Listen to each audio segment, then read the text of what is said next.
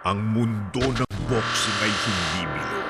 May 4 na sulok na maaaring hindi pumabor sa'yo. Matatanggalan ka ng titulo. Mawawalan ka ng karangalan. Pero ngayong Nobyembre, mula sa kabiguan, uusbong ang panibagong tapang para sa WBC International Super Flyweight Championship King Arthur Villanueva at para sa WBO International Junior Flyweight Championship Milan and Metodico Melindo. Panahon na para Humespa Pinoy Pride 34 November 29 sa ABS-CBN at ABS-CBN Sports and Action.